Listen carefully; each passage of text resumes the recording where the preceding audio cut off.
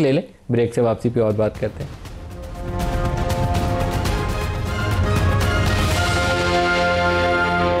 Programme में दोबारा खुश आमदीद कहते हैं। सलीम साहब, जब इश्यूज़ ये हमारे सामने हैं और वी अंडरस्टैंड कि अगर आप 50% अपनी आमदन का टैक्सों में दे देंगे, which is 49%, I think salaried class पे भी 40% 49 तो इट्स जनरल ना, इट गोज अप टू 55% में चला जा रहा है। तो फिर उसमें कोई कंपनी सर्वाइव नहीं करती। सैलरीड वालों से भी अब 40% तक कटता है सुपर टैक्स के बाद। सर्वाइवल का बात नहीं है। देखें, अगर मैं किसी मुल्क में जाऊँ, जैसे मिडल ईस्ट है, वहाँ 0 टैक्स है या 5% टैक्स है, तो आई स्टार्ट थिंकिंग कि why should I come to a country which is where I have to pay 55% tax और 49% टैक्स। तो इशू ये है। और फिर बिजली का कॉस्ट जो है हाईएस्ट है इन द रीजन। तो एनर्जी कॉस्ट तो हर बिजनेस के लिए बड़ी इंपॉर्टेंट है। हमारे पाकिस्तान में इस पूरे रीजन में बिजली की कीमत भी सबसे ज़्यादा है और इस वक्त इंटरेस्ट रेट भी सबसे ज़्यादा है। तो ये बड़ा सीरियस एक क्राइसिस है। इंटरेस्ट रेट तो it is relevant to borrowing ना। अगर आप खुद इन्वेस्टमेंट कर रहे हैं, देखिए, अगर आप खुद इन्वेस्टमेंट कर रहे हैं, कोई भी नहीं आएगा साथ बोरो करेगा, वो एलिमेंट सेकेंडरी हो जाता है। मगर ये दो जो एलिमेंट हैं, ये तो आपको डायरेक्ट बिजनेस को, आपकी प्रॉफिटेबिलिटी को हिट करते हैं। तो एनी बिजनेस विच इवेल्यूएट्स कि हमने पाकिस्तान जाना है या नहीं जाना, तो उनके सामने ये दो बहुत बड़ा चैलेंज है। तो चाहे वो लोकल बिजनेस हो, चाहे वो फॉरेन कंपनी हो, तो इनको गवर्नमेंट को एट सम स्टेज एड्रेस करना पड़ेगा। फिर मैं एक्सपोर्टर पे आ जाऊँ। एक्सपोर्ट की बात की हुई, एक्सपोर्ट को बहुत बड़ा चैलेंज है पाकिस्तान जी है ना सर। गुल अहमद का जो कारोबार बंद हुआ है, वो गुल अहमद तो एक है ना सर। एक्सपोर्टर जो है, जो 100% एक्सपोर्ट में, उनको भी हमने टैक्स रिजीम में डाल दिया है, हालांकि they used to be 1% final liability. तो एक्सपोर्टर भी अब सोचने पे मजबूर है कि यार मैंने एक्सपोर्ट यहाँ से करनी है, नहीं करनी है, यहाँ एक्सपैंड करना है, नहीं करना है। तो ये सारी चीज़ें हमें ज़रा अब बांग्लादेश को आप देख लें, स्पेशल टैरिफ है फॉर एक्सपोर्टर बिजली का। तो ना बिजली पे उनको कोई कंसेशन है, ना टैक्सेशन पे आपने नॉर्मल रिजीम में उनको डाल दिया है। तो ये सारी चीज़ें are detrimental to any business decision, existing और फ्यूचर। तो ये चीज़ें गवर्नमेंट को सोचनी पड़ेंगी। एंड आई थिंक जो फाइनेंस मिनिस्टर हैं और कियानी साहब हैं, दे अंडरस्टैंड दीज इश्यूज़। ऐसा नहीं है कि बट जाहिर सी बात है, इनको इश्यूज़ हैं IMF के, इनको इश्यूज़ हैं दूसरे चैलेंजेस के। तो वो but eventually we have to do something about it. जब इसमें बिलाल साहब आपको कहीं बैलेंस स्ट्राइक करना पड़ेगा। उसके बगैर हम IMF की डिक्टेट्स पे चलते जाएंगे तो आप ग्रोथ तो नहीं आएगी फौरी तौर पे। भूल जाएं 2-3 साल अभी ग्रोथ आपको लेते लेते लग जाएंगे, वो भी अगर आपकी मैक्रो इंडिकेटर्स बाकी रिमेन्स नॉर्मल। तो लेकिन आपको इन्वेस्टमेंट के लिए कुछ तो करना पड़ेगा। क्या करेंगे? देखिए नदीम साहब, देखिए इसी माहौल में मैं just want to say this not just about IMF dictates. देखिए जो मुआशी सूरत हाल पिछले साल थी, अपने करंट अकाउंट्स बैलेंस को कंसोलिडेट करना, फिस्कल बैलेंस को कंसोलिडेट करना हमारी अपनी भी मुआशी ज़रूरत थी। But there are limitations to your export as well. आपकी एक्सपोर्ट्स ऊपर जा ही नहीं रही है। नहीं, देखिए मार्जिनल ग्रोथ आई है पिछले साल आपकी 32 अरब पे अब एक्सपोर्ट्स खड़ी हुई है। आई थिंक जो मेजर जिस तरह अमेरिका के साथ हमारी टैरिफ डील हुई है, इसका फ़ायदा होगा। पॉइंट ग्रांटेड रिगार्डिंग के टैक्सेस आ रहा है, एनर्जी कॉस्ट आ रहा है, मगर ऑल एल्स बीइंग इक्वल उस टैरिफ की कमी का भी, जहाँ पे 6 अरब डॉलर की आपकी एक्सपोर्ट जाती है, उम्मीद करते हैं उसका भी असर आएगा। दूसरी नदीम साहब, हमने नेशनल टैरिफ पॉलिसी भी इंट्रोड्यूस कराई जिसमें सिग्निफिकेंट रिडक्शंस आएंगी। इस साल पहले इसके स्टेप्स ले लिए गए हैं और 5 साल के अंदर हम इंशाल्लाह रेगुलेटरी ड्यूटीज़ और एडिशनल कस्टम ड्यूटीज़ मुकम्मल तौर पर ख़त्म करना चाह रहे हैं। और इस साल भी बुनियादी जो उसका थ्रस्ट रहा है वो रॉ मटीरियल्स पे और कैपिटल गुड्स पे, मशीनरी पर है, जो कि रॉ मटीरियल्स और मशीनरी वो जो इंडस्ट्री में इस्तेमाल होती है। मगर यकीनन जो बात मैं I just want to endorse, जो देखिए ये भी आपने चेंबर से साथी लिए, आरिफ हबीब साहब इज़ विद अस, ये भी हमें गाइड करते हैं। प्राइम मिनिस्टर साहब खुद प्राइवेट सेक्टर से मिलते हैं। मेरी जिम्मेदारी लगी हुई जी, मैं हर महीने सारे मुल्क के चेंबर के सदूर के साथ, FBR के साथ मिलके हम बैठते। अभी लाहौर वालों ने कहा कि आप 3 अरब की रोज़ाना करप्शन करते हैं। देखिए ये भी हमारे साथ बैठते हैं जी। यकीनन सिस्टम में ख़राबियाँ हैं, उसको हम सब ने मिलकर प्लग करना है, मगर हम इनके साथ बैठते हैं। जो बिजनेसेस ऑन द ग्राउंड इनको इश्यूज आते हैं, 2 नंबर तो उनके बड़ी खतरनाक है। वो कहते हैं 25 अरब रोज़ का बारो करते हैं, मसला नहीं है 3 अरब की रोज़ की करप्शन करते हैं। खैर अब numbers I don't know very strong, मगर मैं आपको बुनियादी तौर पर ये कह रहा हूँ कि हम प्राइवेट सेक्टर से इनपुट लेके इनके साथ बैठ के रोज़मर्रा के जो इशूज़ आते हैं, OICCI भी है, पाकिस्तान बिजनेस काउंसिल भी है। मैं आपको एक मिसाल देता हूँ। फॉरेन बिजनेसेस के लिए ख़ास तौर पे अभी जो रॉयल्टी, फ्रेंचाइज और ये टेक्निकल फ़ीस की मद में जो रेमिटेंसेज हैं, पहले वो इश्यूज़ थे, वो रिमिट भी हो रही हैं, और इसकी भी हदूद में बेहतरी लाने के लिए, ताकि थोड़ी सी ज़्यादा फ्रीडम हो अपने फॉरेन एक्सचेंज रिजर्व्स के भी मद्देनजर रखते हुए, मगर उसमें थोड़ी सी और फ्लेक्सिबिलिटी लाने के लिए भी हमने अभी OICCI के साथ बैठ के एक एक्सरसाइज की और प्राइम मिनिस्टर साहब की एक प्रपोजल बनाया। तो देखिए, चादर देख कर पाँव फैलाते हुए हम बिल्कुल चाहते हैं कि इवेंचुअली हमारा टैक्स नेट इतना वाइड और डीप हो गया हो कि ओवरऑल हम टैक्स रेट में कमी ला सकें। यकीनन IMF प्रोग्राम की अपनी कंसिडरेशंस है, और यही बात मांडीवाला साहब कर रहे थे। एनर्जी टैरिफ्स के लिए देखिए, मैं आपको 2-3 चीज़ें अभी से बताता हूँ। आपने देखा IPPs के साथ नेगोशिएशन एक चीज़ है, मगर डिस्कोस की प्राइवेटाइजेशन, पहले 3 डिस्कोस की प्राइवेटाइजेशन हम उम्मीद करें कि इंशाल्लाह इसी माली साल के अंदर मुकम्मल कर लें। साथ ही साथ सर्कुलर डेट के रिडक्शन के कौन से नाम भी बता दें? आई थिंक ये IESCO, FESCO और गेपको जी।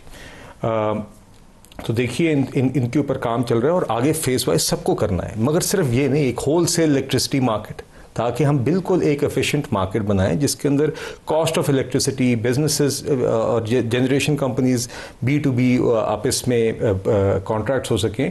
Eventually we want to get to that stage, system में एफिशिएंसी आए। तो ये, मगर ये सब चीज़ें ओवरनाइट नहीं होती, और इंशाल्लाह हम बिल्कुल जी हम ये स्टेप्स उठाते रहेंगे ताकि आरिफ साहब जो पाकिस्तान से एक बड़ा पोटेंशियल है वो IT और IT इनेबल सर्विसेज के मद में पाकिस्तान में कंपनीज और बच्चे पढ़े लिखे ऐसी पोटेंशियल मौजूद है जो आपको कुछ additional few billion dollars earn करके दे सकता है। बेशतर कंपनियां जिनके मैं नुमाइंदों से मुझे मुलाकात का मौका मिला, वो गल्फ़ कंट्रीज़ में देखते हैं कि बहुत बड़ा पोटेंशियल है, लेकिन वहाँ से वीज़ा इशूज़ हमारे लिए एक रुकावट बने हुए हैं जिससे ये कंपनियां वहाँ जाके ग्रो नहीं कर सकती। इसी तरीके से बाकी ममालिक के साथ है।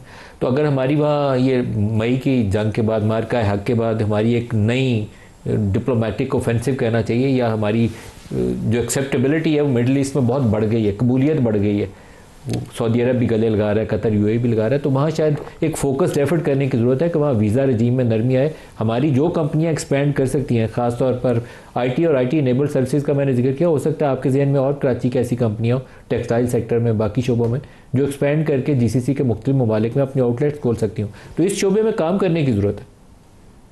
नहीं, आप बिल्कुल सही कह रहे हैं, और बहुत ज़्यादा काम करने की ज़रूरत है। और ये तो ऐसी चीज़ें, आई थिंक IT के तो जितने भी डिमांड्स हैं और मैटर्स हैं, वो जो भी कुछ कहते हैं, आई थिंक उनको दे देना चाहिए, उनको दे देना चाहिए। और इसमें ये बड़ा ये जॉब प्रोवाइडर सेक्टर है, और माशाल्लाह हमारे जो बच्चे हैं, वो यंग बच्चियां जो है, वो इसमें काफ़ी जो है वो महारत हासिल कर रहे हैं।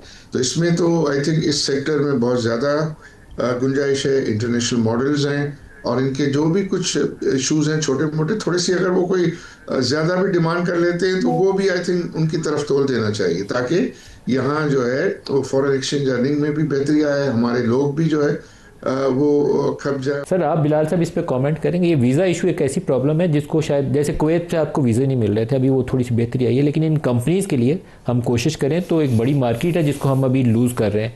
जी बिल्कुल जी। देखिए, हम चाहते हैं कि वो बातचीत जारी है कि गल्फ़ के ममालिक के अंदर वीज़ास का थोड़ा इशू हम रिजॉल्व करें, खासतौर पर बिजनेस कम्युनिटी के। ये लोग तो कहीं गायब नहीं होंगे, ये तो पैसा लगाएंगे भी, कमाएंगे भी, दो काम। जी नहीं बिल्कुल जी। और आपने देखा डिप्लोमेटिक लेवल पे तो उन्होंने आई थिंक बेहतरी आई है हमारी वीज़ा सिचुएशन में, मगर बिल्कुल हमने अपने बिजनेसमैन, स्टूडेंट्स, इन सब के लिए भी आसानी करनी है। मगर साथ ही साथ जी, मेरे ख्याल से जिस तरह मैंने आपको पहले ना IT के हवाले से अभी मशरिक डिजिटल की मिसाल दी, तो उसमें 2 चीज़ें हुई। एक डिजिटल बैंक उन्होंने लॉन्च किया, और वो सारे का सारा उसका टेक स्टैक जिसके बुनियाद पे वो ऑपरेशन चलता है, वो पाकिस्तानी सॉफ्टवेयर डेवलपर्स ने डेवलप किया। वो टेक्नोलॉजी ट्रांसफ़र नहीं की, यहाँ पर बनाई, और वो पाकिस्तान में अब चलेगा। नंबर 2, उसने अपना सारा tech operations, global middle office, जिस तरह कॉरपोरेशंस के मिडिल ऑफिस होते हैं, उन्होंने अपने tech operations, compliance operations, risk operations Pakistan move कर दिया। और मैंने जब उनसे पूछा, 450 अफराद उन्होंने हायर किए, 45% उनमें से ख़वातीन थी। और मैंने जब उनसे पूछा कि आपका दफ्तर कहाँ पर होगा, तो उन्होंने कहा जी they are all working from home. ये 450 पाकिस्तानी 19 शहरों से काम करेंगे। तो हमारे पास इसमें भी अपॉर्चुनिटी है IT एक्सपोर्ट्स की, कि हम यहाँ पर अपना यकीनन फॉरेन कंपनीज जीसीसी कंट्री को टारगेट करिएगा ये नहीं बिल्कुल जी। और मैं इसमें ये बताना चाहूँगा कि प्राइम मिनिस्टर और आईटी इनेबल्ड सर्विसेज में जो एंगेज हैं ये उनका फीडबैक है। मैं आपको बताना चाहूँगी जी, प्राइम मिनिस्टर साहब चाहे वो नैफटेक है, चाहे वो हमारी नर्सेज की ट्रेनिंग है, चाहे वो हमारी आईटी स्किल्स की डेवलपमेंट है for the purpose of exporting labour, ये सारे इनिशिएटिव को खुद ओवरसी कर रहे हैं और इसकी रेगुलरली खुद भी मीटिंग लेते हैं। सऊदी अरब में आप पिछले 3-4 सालों से अपनी वर्क फोर्स लूज कर रहे थे, वो वापस भेज रहे थे। अब पोटेंशियल है कि आप इसको एटलीस्ट 1 मिलियन पीपल इंक्रीज कर सकते हैं। बिल्कुल जी, हमारी आपको उसके लिए वीजा रिजीम के ऊपर काम करना पड़ेगा। स्किल्ड लेबर को एक्सपोर्ट करने में बहुत अपॉर्चुनिटी है। रेमिटेंसेस भी पिछले साल रिकॉर्ड उन्हीं से ही आए थे जी, तो बिल्कुल we are working on it. Arif साहब, और ऐसे एरियाज जिसके ऊपर गवर्नमेंट को फोकस करना चाहिए, आपकी तजवीज़? जी, मैं ये कह रहा था कि इस आईटी के साथ साथ जो है वो माइनिंग में बहुत ज़्यादा पोटेंशियल है। और अभी आपको तो पता ही है, रिकॉर्डिंग में के साथ साथ जो जितना भी टेरेन है उसमें उन्होंने प्राइवेट सेक्टर को भी लीजेस दिए हैं और उसमें ह्यूज इन्वेस्टमेंट प्लान हो रही है। तो वो आई थिंक बहुत बड़ा और प्रोमिसिंग सेक्टर है। फिर एग्रीकल्चर है, एग्रीकल्चर पे जो है वो काम ज़्यादा करने की जो है वो ज़रूरत है। कंस्ट्रक्शन में बहुत ज़्यादा पोटेंशियल है। गवर्नमेंट के पास बहुत बड़ा लैंड बैंक है, उस लैंड बैंक जो है वो बिल्कुल फाजिल पड़ा हुआ है। उसको पब्लिक प्राइवेट पार्टनरशिप में डेवलपमेंट के इनिशिएटिव्स जो है वो लेने चाहिए। फिर ये जो गवर्नमेंट के जो डेवलपमेंटल प्रोजेक्ट्स हैं उनको सब पब्लिक प्राइवेट पार्टनरशिप में करने चाहिए। मुझे तो समझ नहीं आती क्यों उसको बजट पे लोड किया जाता है। बजट पे लोड करके और आप उसमें बजट डेफिसिट के अंदर वो नंबर जाता है और उस पर ख्वामखा फिर आप लोगों को जो है इनको इश्यूज होते हैं और ये फिर टैक्सेस वैक्सेस ज़्यादा रखने पड़ते हैं। तो आई थिंक वो पब्लिक प्राइवेट पार्टनरशिप में एफिशिएंसी भी आएगी और उसमें बहुत ज़्यादा एपिटेट। आई थिंक अभी आपको ये तो महसूस हुआ होगा, और स्टॉक एक्सचेंज की ये जो आप बुल रन देख रहे हैं, इसमें जो है वो एक चीज़ तो बिल्कुल क्रिस्टल क्लियर है कि यहाँ लोकल लिक्विडिटी जो है उसका बहुत फ्लो है, बहुत पॉजिटिव फ्लो है। लोगों के पास लिक्विडिटी है और वो अपॉर्चुनिटीज़ देख रहे हैं। तो ये मैं पब्लिक प्राइवेट पार्टनरशिप के जो प्रोजेक्ट हैं, इंफ्रास्ट्रक्चर डेवलपमेंट प्रोजेक्ट्स, इसको अभी बता रहे थे कि आपको सखर कराची जो मोटरवे को जो है करना है, तो उसमें 1.1 ट्रिलियन का प्रोजेक्ट है। वो ये शारा भुट्टो का बाकी हिस्सा 60 बिलियन का है। आई थिंक ये पब्लिक प्राइवेट पार्टनरशिप में करें तो इनको जो पैसे भी रेज करना आसान होगा और ये प्रोजेक्ट भी बड़े फास्ट हो जाएंगे। तो ऐसे दूसरे प्रोजेक्ट थ्रू आउट पाकिस्तान जो है, it's a good idea. Salim साहब, क्लोजिंग रिमार्क्स, आप इस पे कमेंट करना चाहेंगे? जी, मैं बिल्कुल करना चाहता हूँ और आरिफ अभी सही कह रहे हैं। और सबसे ज़्यादा पब्लिक प्राइवेट पार्टनरशिप के प्रोजेक्ट्स हुए हैं सिंध में, from bridges, from roads, from buildings, आप यू नेम इट। और वहाँ उन्होंने 2 तजवीज़ें नहीं, और मसला जो सबसे बड़ा चैलेंज है, federal government is not going towards this at all. और ये आज का मसला नहीं है, ये मैं पिछले 15 साल से देख रहा हूँ।